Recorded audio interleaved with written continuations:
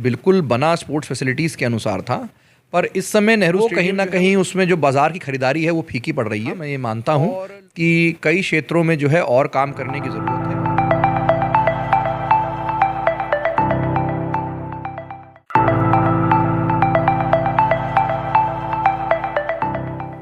नमस्कार, स्वागत है आपका दृष्टि न्यूज उत्तराखंड में। मैं आपके साथ संदीप पोईवाल। दोस्तों, जैसे कि आप जानते हैं कि हम समय समय पे आपकी मुलाकात करवाते रहते हैं। आज भी हम आपकी मुलाकात कराने जा रहे हैं युवा नेता अक्षय प्रताप जी से। जैसे कि रुड़की में जगह जगह आप देख रहे होंगे कि दंगल हो रहे हैं और दंगल के मैदान बहुत खूबसूरत तरीके से सज रखे हैं, लेकिन हमारे जो शहर के मैदान हैं वो कहीं ना कहीं दुरुस्त अवस्था में नहीं है। तो जानते हैं अक्षय प्रताप जी से। नमस्कार अक्षय। नमस्कार संदीप जी, और बहुत धन्यवाद आपका कि आपने जो है यहाँ पे हमको मौका दिया कि अपनी बात रखने का। आपका भी बहुत बहुत धन्यवाद कि आपने अपने कीमती समय में से कुछ टाइम हमारे लिए निकाला। अक्षय जी, जहाँ देखा जा रहा है रुड़की के अंदर इस बार अखाड़ों की लहर सी आ गई है और अखाड़ों के लिए बहुत ही अच्छे अखाड़े सज रखे हैं, लेकिन अगर जो शहर के अखाड़े की हम बात करें तो कहीं ना कहीं उनकी हालत बहुत ज़्यादा खस्ता है। जगह जगह रोड टूटी हुई है। तो अक्षय जी, क्या कहना है आपका इस पर? नहीं, देखिए, जहाँ तक सवाल स्पोर्ट्स फैसिलिटीज़ का है या फिर रोड इंफ्रास्ट्रक्चर का है, देखिए सरकार समय समय पे कई सारे काम करती है जिसके लिए उसमें इम्प्रूवमेंट आए या किसी प्रकार से समय समय पर उसको ठीक किया जाए। बट हाँ, मैं ये मानता हूँ कि कई क्षेत्रों में जो है और काम करने की ज़रूरत है। जो चीज़ हो चुकी या जो पूर्व में चीज़ें हुई हैं उनके ऊपर बात ना करके विषय को हमेशा मैं सोचता हूँ कि आगे के लिए सोचा जाए कि आगे सब लोग मिलके क्या कर सकते हैं, और उसी पे मेरी सोच भी है। हम लोगों ने पिछली बार स्पोर्ट्स फैसिलिटी के लिए जागरूकता करने के लिए भी हमने खेलो रुड़की करके एक टूर्नामेंट ऑर्गेनाइज करा था, जिसमें हम लोगों ने स्पोर्ट्स फैसिलिटीज़ के ऊपर अपना सभी लोगों का विशेषकर ध्यान केंद्रित करा था। उसके बाद आप देखेंगे तो कई सारी स्पोर्ट्स फैसिलिटीज़ जो हैं वो या तो अंडर कंस्ट्रक्शन है या फिर जैसे बैडमिंटन कोर्ट्स हैं, इस प्रकार की फैसिलिटीज़ डेवलप हो रही हैं। तो मुझे ऐसा लगता है कि समय समय पर हम लोगों को सबको मिलके कुछ ना कुछ ऐसे काम करते रहना चाहिए जिससे एक जागरूकता भी आए और दूसरी आपकी बात जो है वो पॉजिटिव वे में आगे भी जाए। अब बात स्पोर्ट्स की हो गई है, तो स्पोर्ट्स के लिए एकेडमी भी बहुत है और बहुत ज़्यादा प्रोत्साहन भी दे रही हैं खिलाड़ियों को। लेकिन अगर जो हम बात करें रुड़की शहर की, तो एक अकेला ग्राउंड है नेहरू स्टेडियम, और नेहरू स्टेडियम का जहाँ तक देखा जाए तो रखरखाव ठीक नहीं है। इस पर आप क्या कहेंगे? देखिए, नेहरू स्टेडियम बिल्कुल बना स्पोर्ट्स फैसिलिटीज़ के अनुसार था, पर इस समय नेहरू स्टेडियम जो है वो शहर के बिल्कुल बीचों बीच आ गया है, तो वहाँ पे पार्किंग से लेके और सब चीज़ों की दिक्कत होती है। दूसरा क्या है कि कई सारे प्रोग्राम होते हैं, जैसे कि रामलीला हो गया, कई लोगों के जो है वहाँ पे भजन कीर्तन के जो प्रोग्राम होते हैं, चाहे सामाजिक प्रोग्राम हो, चाहे राजनीतिक प्रोग्राम हो, चाहे रिलीजियस प्रोग्राम हो, धार्मिक प्रोग्राम, तो वो सब जो है नेहरू स्टेडियम में होने लग गए। तो उसकी वजह से दिक्कत क्या होती है कि नेहरू स्टेडियम में जो स्पोर्ट्स के लिए इंफ्रास्ट्रक्चर अगर डेवलप होना भी है, या तो इन सब पे एकदम रोक लगाई जाए। अब वो भी थोड़ा समय लगेगा, क्योंकि वहाँ के जो लोग हैं या कई ऐसे व्यापारी हैं या कई और लोग हैं जो पहले से ही वहाँ पे उसका नेहरू स्टेडियम का इस्तेमाल जो है अलग अलग चीज़ों के लिए करते आए हैं। या तो उसको पूर्ण तरीके से उसको ख़त्म किया जाए और फिर नेहरू स्टेडियम को सिर्फ स्पोर्ट्स फैसिलिटी की तरह डेवलप किया जाए। अगर वो नहीं होता तो फिर एक नए स्पोर्ट्स इंफ्रास्ट्रक्चर की हम लोगों के यहाँ रिक्वायरमेंट है, जिसमें हम लोग जो है कहीं ना कहीं एक ऐसी जगह ढूंढें और उसके ऊपर एक स्पोर्ट्स फैसिलिटी जो बिल्कुल मॉडर्न स्पोर्ट्स फैसिलिटी के अनुसार मिनी स्टेडियम के रूप में उसे हम डेवलप करें। तो जैसे धार्मिक आयोजन आपने बताया, रुड़की में बहुत सारी ऐसी जगह हैं जो कि नगर निगम के जगह है, वहाँ पे भी ये हो सकता है, और नेहरू स्टेडियम सिर्फ और सिर्फ स्पोर्ट्स के लिए छोड़ा जाए। जी बिल्कुल, मैं इस बात को मैं पूर्ण समर्थन देता हूँ कि नेहरू स्टेडियम का अगर इंफ्रास्ट्रक्चर डेवलपमेंट हमें करना है तो हमें बाकी और जो चीज़ें वहाँ पे होती हैं उस पर रोक लगा के हम लोगों को सिर्फ और सिर्फ स्पोर्ट्स इंफ्रास्ट्रक्चर को वहाँ डेवलप करके और उसको बेहतर किया जाए, जिससे यहाँ के जो स्पोर्ट्समैन हैं वो लोग जो हैं उनको एक बेहतर फैसिलिटी मिले। अगर ये चीज़ संभव होती है तो मुझे लगता है, क्योंकि वो पूरे शहर में बिल्कुल बीच में है, सभी लोगों के एक्सेस है, वहाँ पे आदमी आराम से पहुँच सकता है, तो उससे बहुत फ़ायदा मिलेगा। अक्षय जी, जहाँ तक आदमी पहुँचने की बात कही है, स्पोर्ट्समैन भी बाहर से भी आते हैं खिलाड़ी हमारे यहाँ पे रुड़की में, लेकिन अगर तो देखा जाए सड़कों की हालत इतनी ज़्यादा खस्ता है कि कहीं ना कहीं बचते हैं कि यार वहाँ ना जाके दूसरी जगह चले जाएं।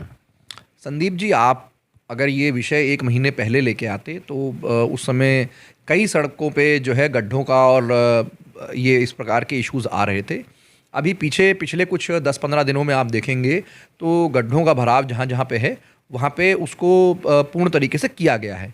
अभी भी ये काम निरंतर चल रहा है, तो मुझे लगता है कुछ समय और में ये पूर्ण हो जाएगा इसके अंदर। अक्षय जी, आपने 1 महीने पहले की बात कही है, तो दृष्टि न्यूज़ की तरफ से एक स्टोरी चलाई गई थी रुड़की शहर की खूबसूरती को दिखाते हुए। रोड शायद हमें लगता है कि कहीं ना कहीं वो उसमें 10% कामयाब हुए हैं कि हमारी वो मुहिम चली है। लेकिन अभी यहाँ पे बात हो रही है स्पोर्ट्स की, तो स्पोर्ट्स में और किस तरीके की फैसिलिटीज़ ऐसी दी जाए। हमारे रुड़की के जो खिलाड़ी हैं बहुत अच्छे लेवल के खिलाड़ी हैं, लेकिन कहीं ना कहीं उनकी जो ज़रूरतें हैं वो पूरी नहीं हो पाती है। कहीं आर्थिक तंगी आ जाती है, तो कहीं पे फैसिलिटीज़ आ जाती है, कहीं पे ऐसी सोर्स नहीं है जो उनकी सिफारिश कर सके। नहीं, सोर्स और सिफारिश की तो देखिए मैं नहीं जानता हूँ इस तरीके से बात, पर अभी पीछे मेरी भेंट हुई थी जो वीसी हैं HRDA के श्री अंशुल सिंह जी, तो उन्होंने भी ये बताया कि यहाँ पे पोलारिस के सामने बस स्टैंड के पास में एक मिनी स्पोर्ट्स फैसिलिटी जो है वो डेवलप हो रही है, अंडर कंस्ट्रक्शन है। तो उसमें बैडमिंटन कोर्ट भी बन रहे हैं, ओपन जिम्नेशियम भी बन रहा है एक्सरसाइज वगैरह के लिए। बट अगर आप स्पोर्ट्स फैसिलिटीज़ की बात करेंगे तो ये बात सच है कि IIT और आर्मी के पास अपनी स्पोर्ट्स फैसिलिटीज़ हैं, और वहाँ पे जो बच्चे हैं वो तो उन स्पोर्ट्स फैसिलिटी का फ़ायदा ले लेते हैं और वो लोग जो है एक्सेल भी कर जाते हैं। पर हमारे नगर के बच्चों के लिए स्पोर्ट्स फैसिलिटीज़ इस तरफ नहीं है। हाँ, कुछ लोग अब जो है पर्सनल स्तर पे कुछ स्पोर्ट्स फैसिलिटीज़ डेवलप कर रहे हैं, बैडमिंटन कोर्ट्स कर रहे हैं, स्क्वॉश कोर्ट्स कर रहे हैं, जिम्नेशियम यहाँ काफ़ी सारे हैं। बट मुझे लगता है कि रनिंग सर्किट्स, रनिंग ट्रैक्स वगैरह इसका अभी भी अभाव है। क्रिकेट के लिए हालांकि कई सारी एकेडमीज़ खुल गई हैं, बट और भी स्पोर्ट्स जो हैं उनके लिए भी कुछ ना कुछ और प्रयास होना चाहिए। अक्षय जी, अगर जो हम बात करते हैं अक्षय प्रताप सिंह की, तो एक मुहिम चलाई है रुड़की मांगे लोकल। क्या वो मुहिम है और किस तरीके से व्यापारी जो हैं उस मुहिम से लाभ उठाएंगे? देखिए संदीप जी, धन्यवाद। आपने जो है हमारा एक जो मुहिम है उसको आपने आवाज़ दी है।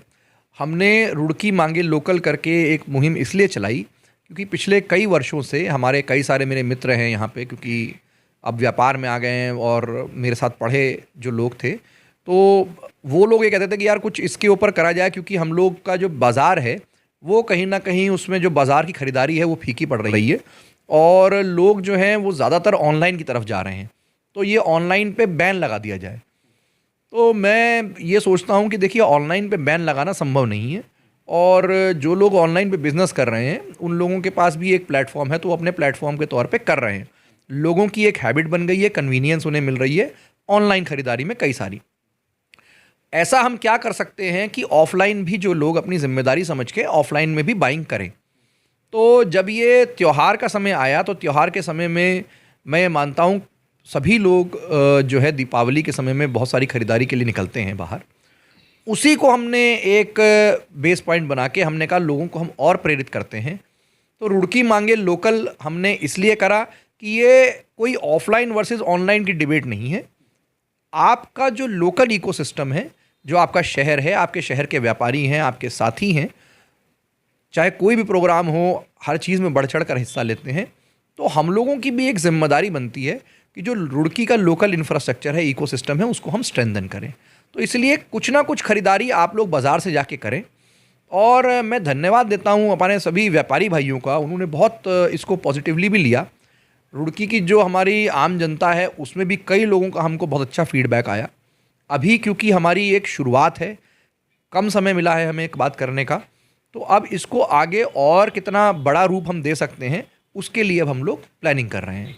आपने कहा है डिबेट, अगर जो डिबेट की हम बात कर रहे हैं तो व्यापारी नहीं कर रहा है, लेकिन जनता कहीं ना कहीं डिबेट कर रही है, क्योंकि ऑनलाइन में बहुत सस्ता और रीजनेबल रेट पे सामान मिल जाता है। वहीं अगर जो ऑफलाइन, अगर हम मार्केट में जाते हैं, किसी दुकान के पास जाते हैं, तो वहाँ पे कंसेशन नहीं मिलता। क्या ये बहुत बड़ा कारण है कि जो ऑनलाइन मार्केट है वो ज़्यादा डेवलप हो रही है? नहीं, देखिए ऐसा है कि ऑनलाइन के पास एक सोशल प्लेटफॉर्म है। आप कहीं पे बैठ के पूरे भारत को जो है सर्व कर सकते हैं। चाहे आप रुड़की में बैठे हों, पर आप पूरे इंडिया में कहीं पे भी सेल कर सकते हैं। जो यहाँ का व्यापारी है वो सिर्फ यहीं के लोकल जो एक क्षेत्र है उसको सर्व करता है। तो कहीं ना कहीं प्राइस एडवांटेज की अगर आप बात करें तो ऑनलाइन के पास पहले प्राइस एडवांटेज था, पर अब क्या है कि उस समय हमारा लोकल व्यापारी जो था वो ट्रेंड नहीं था इसके अनुसार। अब लोग ट्रेंड भी हैं, वो लोग जो है डिस्काउंट्स जिस प्रकार से होते हैं वो भी ऑफ़र करते हैं, प्राइस मैच जो स्ट्रेटजी है वो लोग भी करने लग गए हैं, और अपनी जो सेल्स पिच है उसको भी उन्होंने इम्प्रूव करा है। कई सारी चीज़ें हैं इम्प्रूवमेंट हुई हैं, कई सारी चीज़ें हैं इम्प्रूवमेंट और करने का स्कोप है। तो उसके लिए भी ये एक टू वे प्रोसेस है कि पहले हम एक कॉन्सेप्ट भी दे रहे हैं और दूसरी चीज़ हम व्यापारी को भी इस पे आगे ट्रेन करें कि किस प्रकार से जो है ऑनलाइन और ये ऑफलाइन का जो गैप है इसको हम लोग सेल्स के गैप को कम कर पाएँ। अक्षय जी, ऑनलाइन की अगर तो बात हो रही है, तो अगर जो हम रुड़की के अंदर ही देखते हैं, फूड व्यापारी जितने भी हैं उन्होंने जोमेटो और स्विगी जैसी कंपनी से टाइप कर रखा है। अगर तो ऐसे ही आम व्यापारी भी तो ऑनलाइन का ऑनलाइन होगा और उनका व्यापार भी अच्छा चलेगा, तो ऐसा कुछ है दिमाग में आपके? देखिए, ज़ोमैटो और स्विगी का जो बिज़नेस मॉडल है वो सिर्फ कंपनीज़ हैं जो सामान नहीं बेचती हैं, वो सामान आप लोगों से लेती हैं, उस पे उनका एक कमीशन होता है। तो ऑर्डर आप उन पे प्लेस करते हैं तो रुड़की का जो लोकल रेस्टोरेंटियर है या फिर होटेलियर है वो उसको ऑर्डर को सरफेस करता है। बट जैसे अमेज़ॉन है या फ्लिपकार्ट है, इस प्रकार की जो कंपनीज़ हैं, इन लोगों की अपनी वेयर हाउसिंग भी है, अपनी कंपनीज़ भी हैं, अपने वेंडर्स भी हैं। तो वो लोग जो है इसमें कहीं ना कहीं सेल्स करते हैं। मैं मानता हूं कि जो लोकल व्यापारी हैं वो लोग भी इस पे प्लेटफॉर्म का यूज़ करके कहीं ना कहीं अगर शहर से बाहर उनको सामान भेजना होता है तो वो इसका यूज़ करते हैं। तो देखिए, ऑनलाइन के कुछ एडवांटेज हैं और कुछ उसके डिसएडवांटेज हैं, पर कहीं पे भी लोकल व्यापारी इतना ना दब जाए कि उसका व्यापार ही ख़त्म हो जाए।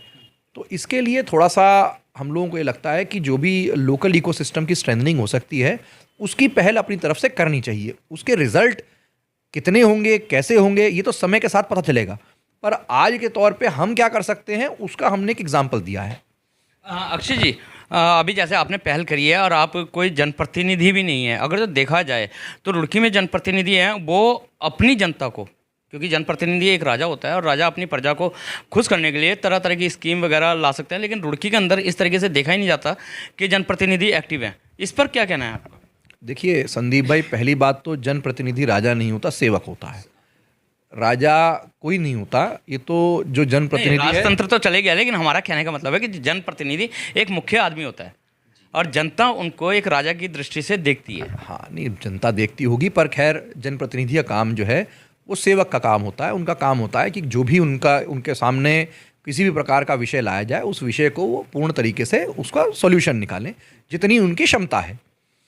जहाँ तक जनप्रतिनिधि के पास जो है आप शक्ति की बात कर रहे हैं, मैं ये मानता हूँ कोई भी जनप्रतिनिधि होता है उसके पास एक प्लेटफॉर्म होता है, तो वो उस प्लेटफॉर्म से अपनी बात कहता है तो उसकी बात का महत्व भी ज़्यादा होता है और उसकी बात बहुत दूर तक चली भी जाती है। मैं इसमें जो जिनसे मैंने प्रेरणा ली वो माननीय प्रधानमंत्री श्री नरेंद्र मोदी जी से है। उन्होंने वोकल फॉर लोकल जो है एक कैंपेन चलाया था जिसमें लोकल बाइंग को उन्होंने वो कहा, जोर दिया उस पर। और क्योंकि उनके पास एक बहुत बड़ा प्लेटफॉर्म है, ग्लोबल प्लेटफॉर्म के लीडर हैं वो, तो उनकी बात को बहुत लोगों ने सुना और बहुत लोगों ने उसे फॉलो किया। इसी तरीके से उन्होंने अपील करी थी खादी को लेके, तो उसके बाद आप देखेंगे निरंतर खादी का जो सेल्स थी वो मतलब ऑल टाइम हाई चली गई। तो देखिए कि हम लोगों को चाहे कोई भी हो, मैं हूँ या कोई भी जनप्रतिनिधि हो, ये समय समय पर इस प्रकार के इनिशिएटिव्स लोकल लेवल पे हम क्या कर सकते हैं। देखिए प्रधानमंत्री जी एक नेशनल लेवल पे बात करते हैं, लोकल लेवल पे हम लोग किस प्रकार से उन चीज़ों को इम्प्लीमेंट कर सकें, चाहे वो सफाई की बात हो, चाहे वो टॉयलेट्स की बात हो, चाहे लोकल बाइंग की बात हो, अलग अलग विषय हैं। पर लोकल स्तर पे हम लोग किस चीज़ को कैसे हम लोग फॉलो कर सकते हैं, कैसे इम्प्लीमेंट कर सकते हैं, उसके लिए सभी को प्रयास करना चाहिए। जो लोग कर रहे हैं उन्हें धन्यवाद, जो लोग अभी नहीं कर रहे हैं तो मैं उनसे निवेदन करता हूं कि वो भी इस प्रकार के कुछ ना कुछ इनिशिएटिव्स शहर में करते रहें। जी, सफाई की अगर तो बात आ गई है तो निकाय चुनाव भी आ रहे हैं और मेयर चुनाव बहुत जल्द है, तो किस तरीके से आप देखते हैं नगर जो ये निकाय चुनाव हैं, किस तरीके से, किस नज़रिए से देखते हैं किस तरीके का यहाँ पे मेयर होना चाहिए? नहीं देखिए, मैं भी उसी तरीके, आप भी दावेदार हो। नहीं, मैं अपनी पार्टी के सामने एक जो है ऑप्शन मैं दे रहा हूँ कि भाई अपना जो नेतृत्व है उसको हम बता रहे हैं कि हमारे को भी एक कंसिडरेशन जो है किस प्रकार से दिया जाए। तो हम लोग भी समाज का ही हिस्सा हैं, हम लोग कुछ ना कुछ काम शहर के लिए कर रहे हैं और भी लोग हैं जो इसमें कहीं ना कहीं सामाजिक एक्टिविटीज़ में लगे हुए हैं, और वो लोग भी अपना जो है एक ऑप्शन दे रहे हैं कि भाई हम लोग भी कंसिडर किया जाए। तो कई सारे युवा साथी हैं, वो लोग जो है अब मैदान में हैं। तो मैंने आज से 1.5 साल पहले के लगभग बात है, तब मैंने ये बात कही थी कि एक ये ट्रांजिशन फेज़ चल रहा है जिसमें एक लीडरशिप जो है वो सीनियर लीडरशिप है, वो अराउंड 60 की तरफ जा रही है, और एक यंग लीडरशिप है जो अपने 30s 40s में है। तो मैं ये मानता हूँ कि जो यंग लीडरशिप डेवलप हो रही है वो शहर के लिए भी बहुत अच्छा है, और वैसे भी आप अगर देखेंगे तो हम लोग एक यंग कंट्री हैं। We are the oldest civilization but the youngest population. तो यंग पॉपुलेशन जब आगे आ रही है, नेतृत्व करने के लिए आ रही है, नए आइडियाज़ के साथ आ रही है, नई एनर्जी के साथ आ रही है, तो कहीं ना कहीं जो सीनियर हैं उनको भी हम लोग जो जितनी भी लीडरशिप डेवलप हो रही है उसको ग्रूम भी करना चाहिए, उन्हें सिखाना भी चाहिए, साथ लेना भी चाहिए, और कहीं ना कहीं हम लोगों को भी जो है प्रतिनिधित्व करने का जो है मौका मिले। ये हम लोगों की एक पहल है, तो मुझे लगता है कि ये अच्छा रहेगा शहर के लिए। अक्षय जी, युवा जो हैं ज़्यादातर राजनीति फील्ड में, राजनीति मैदान में आने से कतराते थे, लेकिन आज के टाइम पे देखा जाता है कि युवा ही सबसे ज़्यादा बढ़ चढ़ के हिस्सा ले रहे हैं। लेकिन कहीं ना कहीं सीनियर सिटीजन, जैसे आपने बात करी कि सीनियर लोग जो हैं उनको दबा देते हैं, तो आपको क्या लगता है कि युवाओं को वाकई मौका देना चाहिए? नहीं, देखिए, मैं ये मानता हूँ कि अगर किसी व्यक्ति में दम है और उसकी सोच पॉजिटिव है तो उसे कोई नहीं दबा सकता। आप या तो लड़ते हैं या आप सीखते हैं। तो ये सब चीज़ें जो हैं, चाहे वो राजनीति में हो, सामाजिक क्षेत्र में हो, राजनीतिक क्षेत्र में हो, बिजनेस के क्षेत्र में हो, किसी भी क्षेत्र में आप हो, ये आपको सोच के चलना चाहिए कि आपका खुद का व्यक्तित्व जो है उसे आप कितनी गंभीरता से अपनी बात को रखें, आपकी बात गंभीरता से लोग किस प्रकार समझें, तो ये व्यक्ति के खुद के हाथ में होता है। उसे खुद पता होना चाहिए कि मैं कैसे अपनी बात को गंभीरता से जो है रखूं भी और लोग उसे समझें भी। तो मैं ये कह रहा हूं कि जो सीनियर लीडरशिप है उसको यंग जो लोग हैं उनको ग्रूम करना चाहिए, उनको सिखाना चाहिए, अपने साथ रखना चाहिए। उनका एक तजुर्बा है, एक एक्सपीरियंस है, मनोबल बिल्कुल बढ़ाना चाहिए, और उनको एक्सपीरियंस से सीखना चाहिए। कोई भी व्यक्ति होते हैं उनसे कुछ ना कुछ बात आपको सीखनी चाहिए कि उन्होंने जो अपनी क्षमता अनुसार किया, शहर में किया, समाज में किया, उनसे हम लोग क्या प्रेरणा ले सकते हैं। तो ये सभी युवा साथियों को भी करना चाहिए। पर मैं ये इस बात को नहीं मानता कि कोई भी व्यक्ति किसी व्यक्ति को दबा सकता है। अक्षय जी, चलते चलते लास्ट में एक सवाल, अभी बातों में आई थी आईआईटी की। तो अभी हमारे जो शहर विधायक हैं माननीय प्रदीप बत्रा जी, उनके द्वारा एक धरना दिया गया था आईआईटी के खिलाफ। तो वो धरना सही था या गलत था? आपकी दृष्टिकोण क्या कहता है?